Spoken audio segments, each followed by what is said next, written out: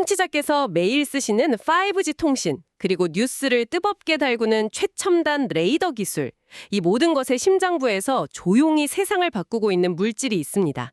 바로 실리콘의 시대를 끝낼 게임 체인저, 질화 갈륨인데요. 오늘은 이 질화 갈륨이라는 무기를 들고 전혀 다른 방식으로 세계 시장에 도전장을 내민 두 기업의 이야기를 해보려고 합니다.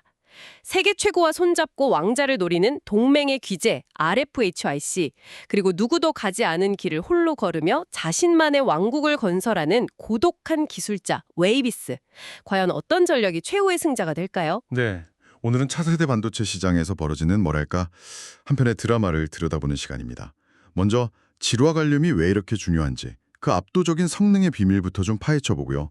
이어서 완전히 다른 철학을 가진 두 기업 RFHIC와 웨이비스가 각자 어떤 미래에 베팅하고 있는지, 그 전략과 숨겨진 리스크까지 심층적으로 비교 분석해보겠습니다. 좋습니다. 그럼 먼저 이 모든 이야기의 출발점, 질화 갈륨.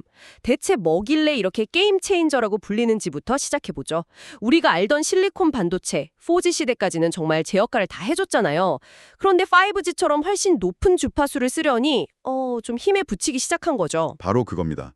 더 빠르고 많은 데이터를 보내려면 주파수도 높여야 하고 전력도 강하게 쏴줘야 하는데, 실리콘은 특정 수준 이상의 고주파 고출력 환경에서는 이 열 때문에 버티지 못하는 그런 물리적 한계에 도달한 겁니다. 이때 혜성처럼 등장한 해결사가 바로 질화 갈륨이죠. 아, 질화 갈륨이 실리콘보다 훨씬 튼튼하다 뭐 이런 개념인가요? 튼튼하다는 표현이 딱 맞습니다. 전문 용어로는 밴드갭이 넓다고 하는데요. 이게 실리콘보다 3배나 넓습니다. 3배나요? 네, 밴드갭이 넓다는 건 전자가 에너지를 받아 움직이기 시작하는 문턱이 훨씬 높다는 뜻이거든요. 그만큼 높은 전압과 열을 견디는 일종의 기초 체력이 비교가 안 될 정도로 좋은 거죠. 아, 체력이라는 비유가 확 와닿네요. 체력이 좋으니까 더 힘든 일도 할 수 있다 이런 거군요. 구체적으로 얼마나 더 강력한 건가요? 동일한 크기에서 낼 수 있는 힘, 즉 전력 밀도가 실리콘 대비 5배에서 10배나 높습니다. 와, 5배에서 10배요. 네, 이게 무슨 의미냐면 예전에는 냉장고만 했던 통신 기지국 장비를 책가방 크기로 줄일 수 있다는 뜻입니다. 에너지 효율도 중요한데요. 실리콘이 100의 전기를 쓰면 한 40에서 50 정도만 신호로 바꿔주는 반면 질화 갈륨은 60에서 70 이상을 바꿔줍니다. 와, 낭비되는 에너지가 훨씬 적다는 거네요.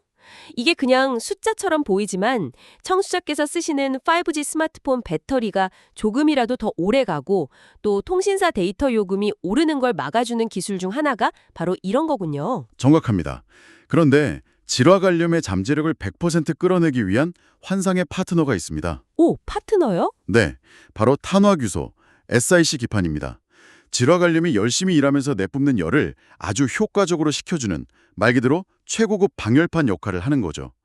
이 둘을 합친 겐온색 기술이 현재 고성능 시장의 표준입니다. 알겠습니다. 이렇게 강력한 질화 갈륨이라는 신무기를 손에 쥔 두 기업 RFHIC와 웨이비스. 이제 본격적으로 두 회사의 전략을 비교해 볼 텐데요. 먼저 글로벌 대기업들과 손잡고 시장을 공략하는 RFHIC부터 살펴볼까요? RFHIC 생존 공식은 한마디로 최고의 파트너를 찾아라입니다. 자신들은 반도체 설계라는 핵심에만 집중하고 생산은 미국의 울프스피드 같은 세계 1위 파운드리 업체에 맡기는 페프리스 모델이죠. 그리고 이들의 가장 강력한 파트너는 바로 삼성전자입니다. 잠깐만요. 삼성전자가 미국의 버라이즌 같은 거대 통신사의 장비를 공급하는데 어떻게 한국의 중소기업인 RFHIC가 그 핵심 파트너가 될 수 있었죠? 뭔가 결정적인 계기가 있었을 것 같은데요. 아주 날카로운 질문입니다. 결정적 계기는 바로 미국의 화웨이 제재였습니다. 아, 화웨이 제재? 네, 미국 통신 시장에서 화웨이가 퇴출당하자 그 빈자리를 삼성전자가 파고들었죠. 이때 삼성은 안정적인 부품 공급망이 절실했고 세계적인 수준의 질화 갈륨 트랜지스터 기술을 가진 RFHIC가 최고의 파트너로 낙점된 겁니다. 뭐랄까, 삼성이라는 거인의 어깨에 올라타서 세계 시장에 단숨에 진입한 셈이죠. 그야말로 역사의 흐름을 제대로 읽고 기회를 잡았네요. 실적에서도 이런 성과가 나타나고 있나요? 그럼요. 자료를 보면 2025년 3분기부터는 본격적인 실적 턴어라운드가 예상됩니다. 매출액이 428억 원으로 전년 동기 대비 74% 성장하고 영업이익은 70억 원으로 흑자 전환이 전망됩니다. 잠시만요. 74% 성장이요? 작년보다 매출이 거의 1.7배가 된다는 건데 이건 그냥 좋아진다 수준이 아니라 말 그대로 폭발하는 거네요. 삼성전자와의 파트너십이 그만큼 강력하다는 증거군요. 맞습니다. 게다가 삼성전자 외에 LIG 넥스원 같은 국내 방산 그리고 해외 방산 매출까지 더해지면서 통신 경기가 안 좋을 땐 방산이 받쳐주는 아주 안정적인 포트폴리오를 완성해가고 있습니다. 알겠습니다. RFHIC의 생존 공식은 글로벌 협력이군요. 그런데 이 판에 우리가 직접 최고가 되겠다면서 완전히 다른 방식으로 뛰어든 회사가 있습니다. 바로 웨이비스죠. 네, 웨이비스는 정반대의 길을 갑니다. 이들의 전략은 기술 자립입니다. 칩 설계부터 웨이퍼를 직접 생산하는 팹 운영, 패키징까지 모든 공정을 다른 누구의 도움도 없이 국내에서 독자적으로 수행하는 IDM 모델입니다.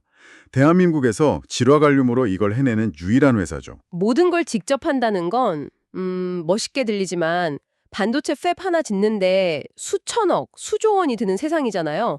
솔직히 말씀드리면 약간 무모해 보이기도 하는데요. 이 리스크를 어떻게 감당하죠? 바로 그 무모해 보이는 도전이 빛을 발한 사건이 바로 한국형 사드로 불리는 L3 프로젝트입니다. L3의 눈 역할을 하는 ASA 레이더의 성능을 좌우하는 핵심 부품이 고출력 증폭 보드인데요. 아, ASI 레이더.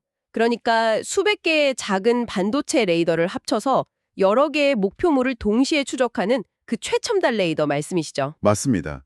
과거에는 그 심장 부품을 전량 수입에 의존했는데 웨이비스가 이걸 100% 국산화해서 한화 시스템에 공급하게 된 겁니다. 이건 K방산의 기술 독립 선언과 같은 상징적인 사건이었고 계약 규모만 265억 원에 달했습니다. 와, 그 성과가 숫자로 명확하게 보이네요. 자료를 보니까 2022년에 47억 원이던 매출이 2024년에는 294억 원까지 늘었더군요. 2년 만에 6배 이상 성장한 건데 이건 일반적인 성장 곡선이 아니네요. 그렇죠. 그리고 LSM 외에 새로운 성장 동력도 확보했습니다. 하나는 천마 미사일의 핵심 부품을 국산화하면서 MRO, 즉 유지보수 시장에 진입한 겁니다. 무기는 처음 사는 값보다 평생 유지하는 비용이 훨씬 크기 때문에 이건 안정적인 현금 창출원이 생긴 셈이죠. 또 하나는 인도의 유력 방산기업에 제품을 수출하고 심지어 인도 현지에 기술을 이전해주는 파운드리 수주까지 따냈다는 점입니다. 인도에 기술을 전수해줄 정도라니 웨이비스의 기술력이 이제는 국제적으로도 인정받는 수준이 됐다는 뜻이군요. 정말 흥미롭습니다. 두 기업의 전략이 이렇게까지 다를 수 있다니 이 차이점을 좀 더 깊게 파고 들어가 보죠. 이건 단순히 비즈니스 모델의 차이가 아닙니다. RFHIC는 세계는 계속 연결되고 협력할 것이다 라는 미래에 베팅한 거고 웨이비스는 결국 각자 도생의 기술 패권 시대가 온다는 미래의 모든 걸 건 셈이죠. 완전히 다른 미래를 보고 있는 겁니다. 와, 그렇게 보니 두 회사의 선택이 단순한 경영 전략이 아니라 하나의 철학처럼 느껴지네요. 기술적인 선택도 그래서 달라지는 거겠군요. 바로 그겁니다. RFHIC는 최고 성능이 필요한 통신 기지국, 장거리 레이더 시장에 집중하기 때문에 고가의 캐논 CIC 기술에 올인합니다. 반면 웨이비스는 이 기술과 더불어 가격 경쟁력이 중요한 시장을 위해 캐논 CI, 즉 일반 실리콘 기판 위에 질화관륨을 올리는 기술도 함께 개발합니다. 아, 성능은 조금 타협하더라도 기존의 거대한 실리콘 인프라를 활용해서 가격을 확 낮출 수 있으니 자동차 레이더 같은 민수 시장까지 넘보겠다는 포석이군요. 그렇죠. 이런 전략적 차이는 당연히 각기 다른 리스크를 안게 됩니다. RFHIC는 생산을 외부에 의존하니 미중 갈등 같은 지정학적 변수로 공급망이 흔들리면 직접적인 타격을 입을 수 있습니다. 거인에 올라탄 만큼 거인이 흔들리면 함께 흔들리는 거죠. 반면 웨이비스는 모든 걸 직접 하니 공급망 리스크는 없지만 최근 335억 원 규모의 증설 투자처럼 계속해서 엄청난 자본을 쏟아부어야 하는 재무적 부담이 따르겠군요. 그야말로 고독한 기술자의 숙명 같은 거네요. 맞습니다. RFHIC의 리스크가 외부 변수라면 웨이비스의 리스크는 내부 역량에 달려 있다고 볼 수 있습니다. 정말이지 두 기업의 이야기는 5G를 넘어 6G, 저궤도 위성통신, 그리고 드론 전쟁까지 새로운 미래 시장이 열릴수록 더 흥미진진해질 것 같습니다. 이 미래 시장은 어떻게 준비하고 있나요? 6G 시대에는 지금보다 훨씬 높은 테라헤르츠 대역을 쓰게 될 텐데 이건 질화 관련 반도체의 성능을 극한까지 끌어올려야 하는 새로운 도전입니다. 또 스페이스X의 스탈링크처럼 수천 개의 인공위성을 띄워 전 세계에 인터넷을 공급하는 저궤도 위성통신 시장은 말 그대로 질화 관련 반도체의 황금밭이 될 수 있습니다. 위성 하나하나에 수많은 고성능 통신칩이 들어갈 테니 시장 규모가 어마어마하겠네요. 자료를 보니 웨이비스가 위성 통신에 주로 쓰이는 X밴드 공정 상용화를 앞두고 있던데 이 시장을 직접 겨냥하고 있군요. 네, 위성과 항공우주시장 선점을 위해 발빠르게 움직이고 있습니다. 그리고 또 하나의 거대한 미래 시장은 바로 안티드론과 전자전 분야입니다. 최근 전쟁에서 보듯 이제는 드론을 막지 못하면 전쟁에서 이길 수 없는 시대가 됐습니다. 강력한 전파를 쏴서 드론을 무력화시키는 시스템의 심장이 바로 질화 관련 증폭기입니다. 그렇다면 웨이비스의 인도 수출이나 RFAJC의 미주 시장 공략이 바로 이 드론 전쟁과 관련된 미래 먹거리를 선점하려는 움직임이라고 볼 수 있겠네요. 바로 그거죠. 두 기업 모두 각자의 방식으로 미래의 전장을 준비하고 있는 겁니다. 자, 오늘 이야기를 정리해볼 시간이네요. RFACIC는 삼성전자라는 검증된 파트너와 세계 시장을 무대로 안정적인 성장을 그리네 글로벌 동맹의 대가 같은 모습입니다. 반면 웨이비스는 누구도 가지 않은 길을 걸으며 핵심 기술을 모두 국산화해 K방산의 심장이 된 기술 독립의 개척자라고 할 수 있고요. 정확한 요약입니다. 투자 관점에서 본다면 검증된 실적과 2025년에 강력한 턴어라운드를 기대하는 분이라면 RFHIC를, 국내 유일 IDM이라는 희소성과 방산 수주를 통한 폭발적인 성장 잠재력에 주목한다면 웨이비스를 눈여겨볼 것입니다. 중요한 건 방식은 다르지만 두 기업 모두 대한민국의 차세대 반도체 산업을 이끌어갈 핵심 주자라는 사실이죠. 마지막으로 청취자께서 생각해 보실 만한 질문을 하나 던지며 마무리하겠습니다. 기술 패권 경쟁이 날로 격화되는 이 시대에 세계 최고 기업들과의 굳건한 협력 네트워크와 누구도 넘볼 수 없는 독자적인 생산 능력, 10년 뒤 대한민국의 더 큰 전력적 가치를 가져다 줄 자산은 과연 어느 쪽일까요?